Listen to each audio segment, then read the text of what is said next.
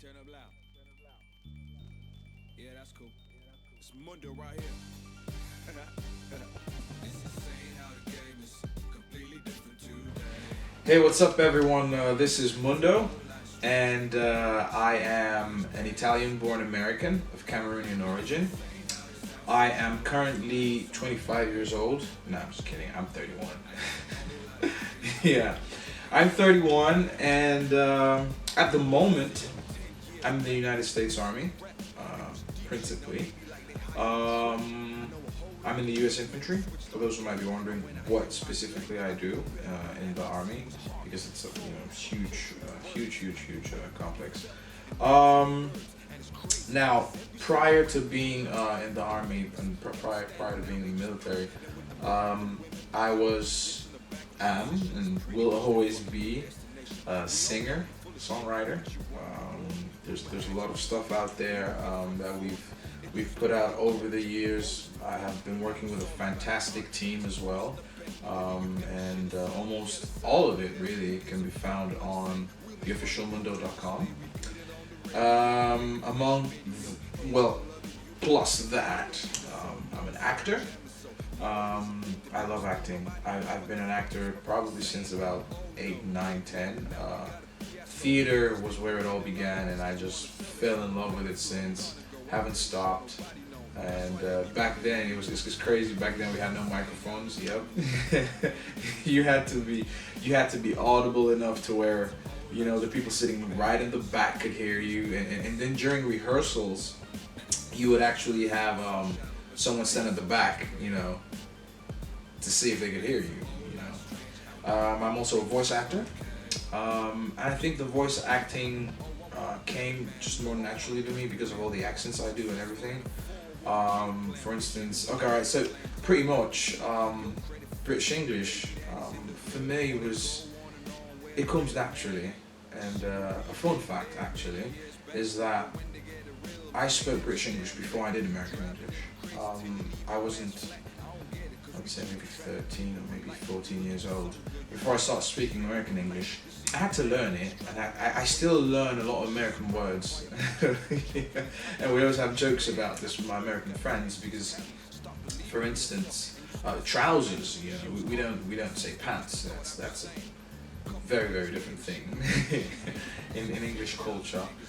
And but yeah, I think British English and African English, because my parents are Cameroonian, and so being at home, it was either that. It was one of the two, and many other accents came later. I think Italian English also came naturally because just being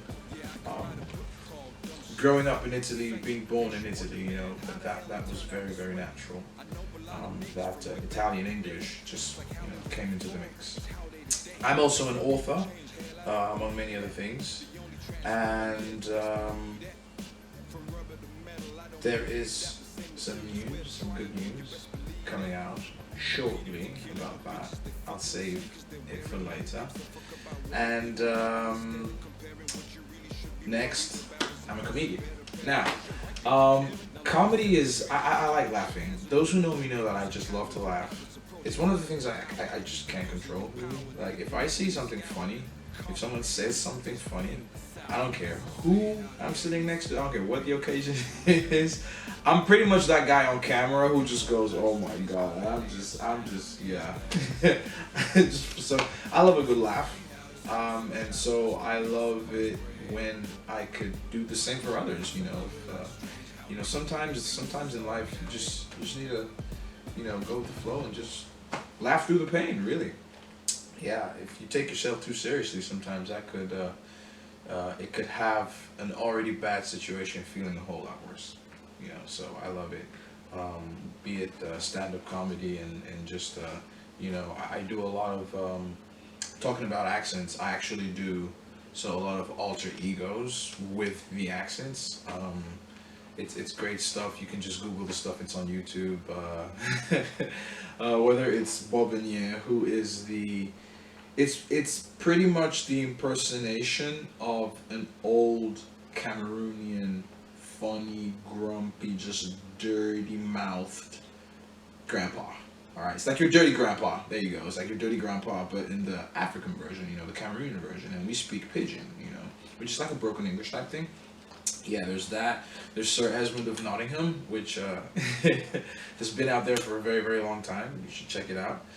And lastly, but I would say most importantly, really, I am a humanitarian, philanthropist.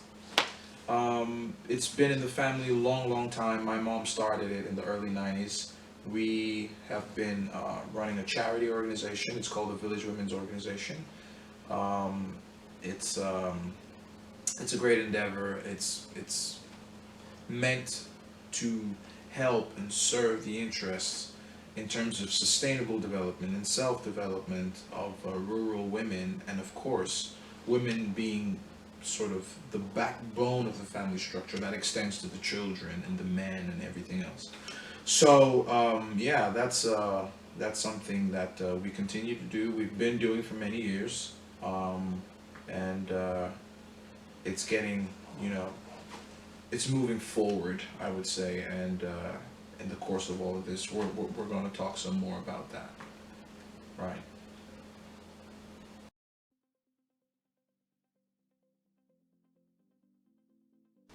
Oh, phew, I have a lot of plans. Many, many plans. I have so many plans. Sometimes it's like you might want to cut back on some of them, but no, no, you never stop the tape rolling. It's full on. So first things first, the huge announcement I was telling you guys about. I am releasing a book, my first book, first of seven books, actually. So I have been writing, I've been doing research, for instance, on reincarnation for over, I would say, 9 years. For over 10 years, I've been doing research on reincarnation. I've been doing research on dreams for over just about the same time, 10, 11, 12 years. And I'm writing books on all of these things. Um, the books I write span over many, many different subjects. Now, the book I'm about to release, I'm not going to tell you what it's about just yet, but it is due for release. My team and I were pushing for latest December 31st. All right, so there's the army in the mix and all that stuff, so it's quite challenging. The military is kind of a no-fail, environment where priorities, come first. So that takes up a lot of time. But I'm pushing to make sure that by the end of this year, the book has been released. And like I said, it's the first of seven. There's many, many more books touching many, many interesting topics, and to be released over, I would say, minimum span of about 20 years. All right, so it's like way down the line. Right, so that's the first huge announcement is I'm releasing my first book come December. I'm very excited. It's something I've been working on now. I started writing this book in, I would say, 2017, sometime around there in November-ish. Yeah. So yeah, stay tuned. Secondly, singles. Now, before I deployed with the Army in 2018, I released an EP and some really, really good records around there. And they did really well, but could have done so much better for the fact that I had to leave, and go away for a while. So they're still out there. Just go to the official Mundo.com, like I said, and you can get that stuff. I'm going to be pushing a whole lot more. There's new material coming out. I'm working on a whole bunch of new records right now, and from what I work on, we'll be seeing which of those records I'm going to release and put out there. And yeah, like I said, everything entertainment for me is very challenging. I'm in the mix, so I would never stop the tape. It's got to keep rolling. I might just dial down a little bit because other stuff's going on, but yeah, that's just the situation for now, and we'll be seeing how that goes. Next, next is hosting. Now, for those who don't know, um, I host weddings, anniversaries, graduations, parties, what have you, and I've been doing this long time. Right, I've been doing this long, long, long, long time. It's something that I hold quite importantly to my heart because I am a strong advocate of having a good time. You know, life is too short to not want to have a good time. And my job on the microphone, it's your day. It's not my day, you know, whether it's a wedding or an anniversary, it's your day. But my job when I'm up there is to make everyone leave that place remembering that that was your day. You know what I mean? So it's something I've done for so many years. I started when I was probably about, I would say 14, 13, just about right there. And yeah, I love it. Um, Weddings are probably the most fun to do. Some, yeah, I would say weddings. I would say weddings are probably the most fun to do. So yeah, tell your friends to tell their friends to tell their other friends that if you need a host, you know, you call it master of ceremonies sometimes in some cultures. If you need a host, I'm your guy. Let them know. If your buddy is getting married and you know me, tell them, listen, let me just simplify this for y'all. If you want to deal with any kind of host, that's fine. It's up to you. But we're talking if you're the kind of person who you want your event to be remembered, especially weddings, as you want the mood and the atmosphere to be the suave, groovy, but engaged kind of environment. I'm the guy, right?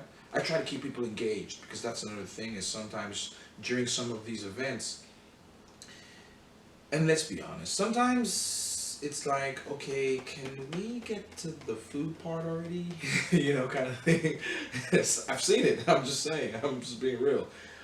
So yeah, I'm your guy. I keep people engaged. I keep it very active. There's gonna be a whole bunch of promo I'm gonna be doing specifically for this. Ads. Those who've seen me work loved it, recommended me for a whole bunch of more stuff, and yeah, just tell a friend to tell a friend to tell a friend. Now you know what to do. All right. Now another thing I'm doing, as far as my plans go, is I'm building a film crew. It's a lot of work. It's very, very taxing. It's very demanding. I've been doing my homework over the years, scouting the kind of people that I want to be working with down the line. And for instance, I came across a Cameroonian, I think, film editor slash director. Whoever's out there, correct me if I'm wrong. I might be wrong about this, but Doctor and King Stevens, amazing, fantastic stuff. I couldn't believe what I saw. This guy was, he's doing a fantastic job. I highly recommend people check him out. But with time, that's definitely someone I hope to be able to work with when the time comes, when the time's right. And then a lot of the people I'm working with are the people in the African industry that I used to work with when I was in Cameroon, right? So it's really nothing completely new. I'm pretty much working with people I worked with in the past. So there's also a lot of people I met during my time in North Carolina. I'm gonna be working with a lot of them and across the globe because I got friends all over. So it's pretty much like, hey, I got this thing going on.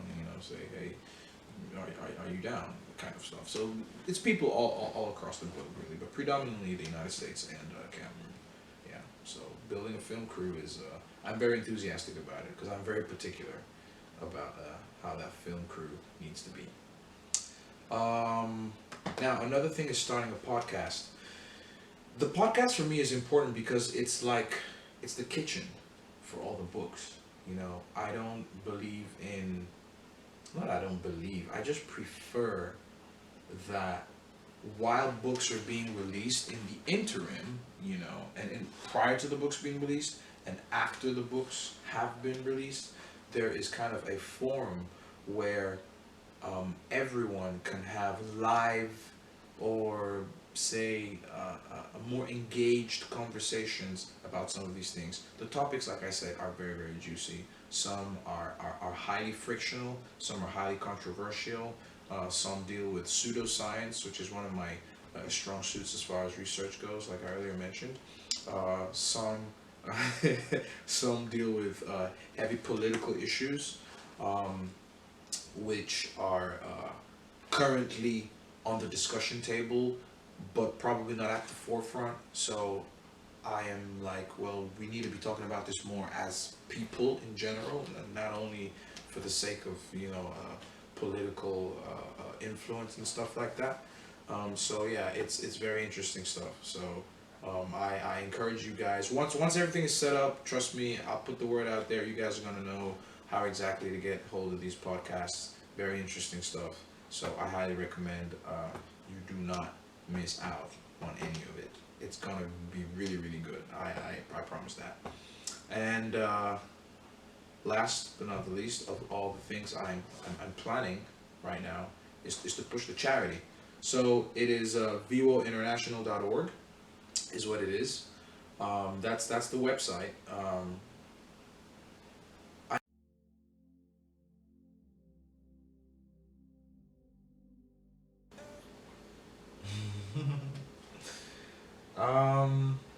One step at a time.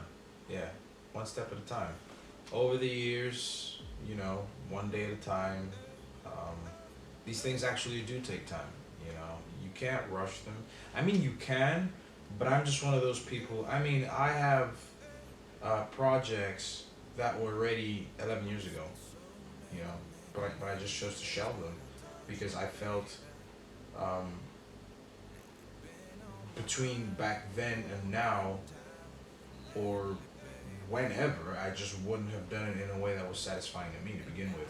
So I was like, I'd rather wait and and put it out to where, okay, I feel like this is satisfactory, at least to me. Um, but yeah, I'm just one of those kind of people who I let my work speak for me. I get it. There's a lot of people who are into, you know, showing up and showing out and flexing and all that kind of stuff. And I have nothing against that. I'm not knocking anybody. It's just for me. I believe more in your reputation precedes you, right? Like you put work out there, and I am really not worried what people think about it. Reason being, now I'll tell you what I'm worried about to begin with. I'm worried about letting people know about it. That's my job. My job is to let people know, hey, there's this thing I did, there's this product. I always say, you could have the best product in the world in any field. Well, if people don't know about it, it don't do nobody no good, does it now? So my job, and I worry about that, is to make sure people know about it. Now, what people make of it, no, that is, I don't live in that space. That is entirely subjective, and I'm just confident enough to where I know there's enough value in what I'm doing to where there would be and will always be enough people who recognize that value. And even if they don't, sometimes some of these things, their value wasn't recognized until many, many, many years later, after these people are even dead. So either way, I'm not worried about all that. Yeah, it's just, I just believe in working. Just do your work, and the fruits will come around, basically. But yeah, it's over the time, over the years, and with a lot of planning too. Planning is everything. Failing to plan is planning to fail. So I plan to the nth degree. I just tighten up every line and making sure every string is right. I like things to suit up nicely, so to speak.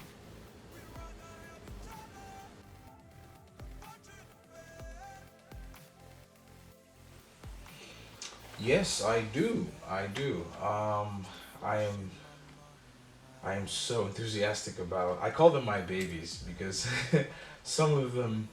I wrote the first one actually in 2007. I think is when I wrote it. Like the script and all, everything. It was ready to go. But yeah, since then I have two TV shows and nine movies. Two TV shows, nine movies. Um, I think only one of them has its setting uh, in America, and well, for two main reasons. First, because it is very very difficult to beat people at their own game. I mean, we're talking heavyweights who've been in the business for many years. So, and this is me speaking now.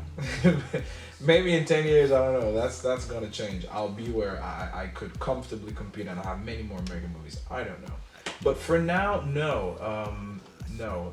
It's just one with an American setting. The rest of them all have African settings, and which goes to the second reason is it is just the rhetoric. I believe in providing the market with more of what it doesn't have than more of what it already has, right?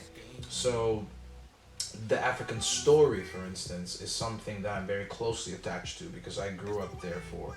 I was there for about 14 years, you know, and you get to learn so many things. You grew up in the culture, you're fully immersed in the culture. And it's just one of those things. So of the nine movies, I already picked, I already picked which is the first one that I'm gonna be doing. When I would say so tentatively, it's not concrete, of course. Between 2020 when I leave the army and 2025 is when I hope to be able to do the first one. Um, but yeah, like I was saying, it's just one of those things. It's very very close to my heart, considering my roots and my ethnicity and all that kind of stuff. Um, and there's something I've always said also because I kind of take this very seriously. I've been saying this for many years now, and I want to put this message out to my African brothers and sisters out there across the continent. Nobody, I repeat, nobody, okay, I say this humbly, can tell our story better than we would, ever. All right? It's on us to read, write, and shoot these things and tell people, tell the world our story, our way, right? So I'll give you an example. Over just let's just say post World War II, America told the world what the American dream is, right? So it's not like we just woke up one morning and we realized, hey, there is an American dream. No, they told you this is what the dream is. So people always ask me, do you think there is an African dream? I'm like, of course. There was always an African dream, but we need to tell it. If you don't tell people, then it pretty much doesn't exist. It's funny. I remember when I was a kid, every single time we went to my village, because I belong to the Bangwa tribe in Cameroon. That's where my dad is from, the southwest region of Cameroon, in Fontaine. And every time we would go there, I would be like, "Yay, Dad, we're going to paradise." Why? Well, in my little 5, 6, 7-year-old head, that place we were going to looked very much like the Garden of Eden in my little colored Bible books that I had. It was very green, and there was like a waterfall right in front of the house, and it was this beautiful place, birds and everything, singing every morning. It looked like paradise to me. So I always used to say, "Hey, we're going to paradise." But this is just to say it's all about the perception of where we're from, and also a lot of the beautiful parts of Africa are not shown to the world. Because for whatever reason, you and I, we know the reasons, but conversation for a different day. That's not the part of Africa that, for whoever's purpose, wants you to see. They want you to see a different part of Africa, but no. There's areas of Africa, if we drop you in, it'll look just like anywhere in America, really. Um, so it's for us to tell, the onus is on us to tell the world that story. And nobody can, tell those stories better than us. And no more complaining. The complaining about how different people come and tell our stories. I'll tell you why it grinds my gears. I respect Hollywood. I respect people who work hard, no matter where they're from. You might have heard of the backlash in across the world whenever, say, film producers from Hollywood, or just saying America in general, do a project on another culture, you know, and they're like, oh, they didn't do it correctly, and I'm like, well, have you told your own story? Have you made your own movie? 9 times out of 10, the answer is no. These people, I respect. Let me tell you why I respect them. Passion of Christ, okay, Jewish, all right. It's in a Jewish setting, completely in Aramaic. All right, you can tell Mel and everybody else. You have Jim Caviezel speaking in Aramaic, Monica Bellucci speaking in Aramaic. Listen, they did the homework, and they put out the story that they felt was worth their while. And here's what I'm saying: it's for us in Africa to do the homework, do the reading, because guess what? Just like a certain part of the world has stories of Thor and Odin and Batman and Superman and all that. Well, guess what? Africa, we have our own.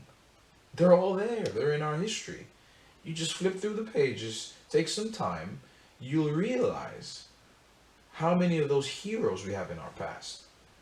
But for some reason, sometimes we prefer to um, compare ourselves or copy different parts of the world, which we really don't need to.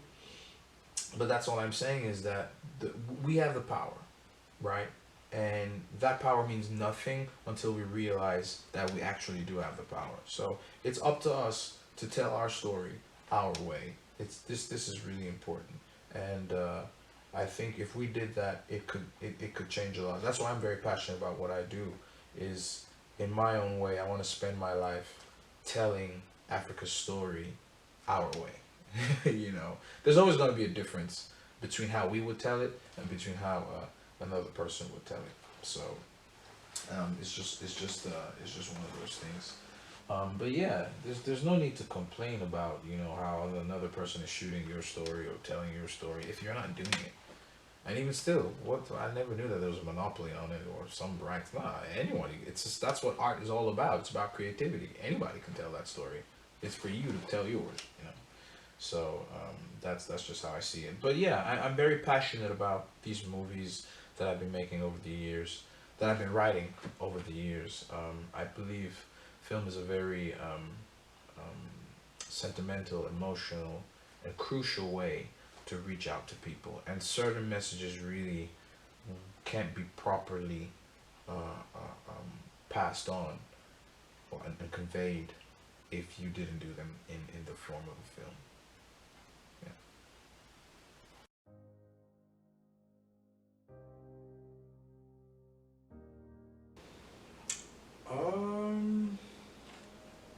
Well, first I would like to say that I am blessed to be surrounded by just wonderful people, family, friends, great friends, um, and even fans. I have to say, have been very very. I'm very grateful, for the people who have been there from the beginning.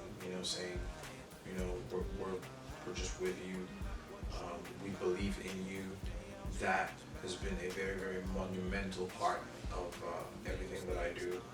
But most importantly, I think the one thing that I would say is the driving force um, is meditation, really. Anybody who is kind of close to me, I will have mentioned it at some point. I can't stress it enough. Meditation, meditation, meditation. It is. You can cut corners. The question is, why would you?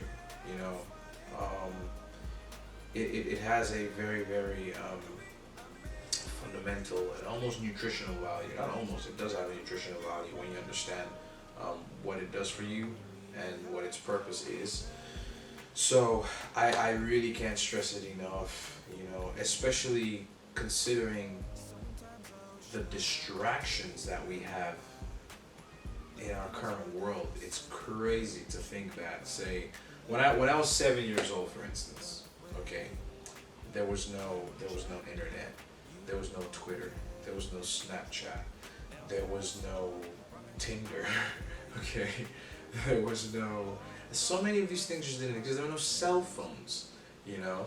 So we live in this now world where in the palm of your hand you have what 100 years ago would have been considered so much power, and that is very, very addictive because you become so dependent. You can become dependent on that thing to where it controls you, you know. And we all have that friend or friends, or you're probably the one who just can't put their phone down. You know, just put it away. You know. But yeah, meditation, it helps me stay grounded. It helps me stay focused. Um, countless times in my life, I've had to go take care of this other task that is besides the primary task.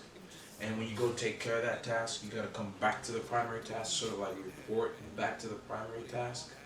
And you'll see a lot of times in life, some people will go to that subsidiary task or that secondary task, and they just lose their way, you know. And when I say lose their way, I mean lose their primary way. That's because there was just no focus, you know. There's the main thing, and you gotta stick with the main thing, you know. And meditation helps me navigate. It's like you're anchored, your ship. You're anchored, you know, no matter how that ship moves around, there's an anchor making sure that you don't veer too far off of the path, kind of thing. I'll put it that way.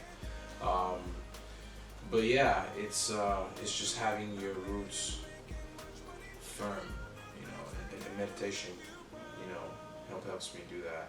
There are many forms of meditation. I highly recommend it that people choose whatever works for them. There is no one way to meditate. Choose the one that works for you, you know. So, but yeah, that's it for me.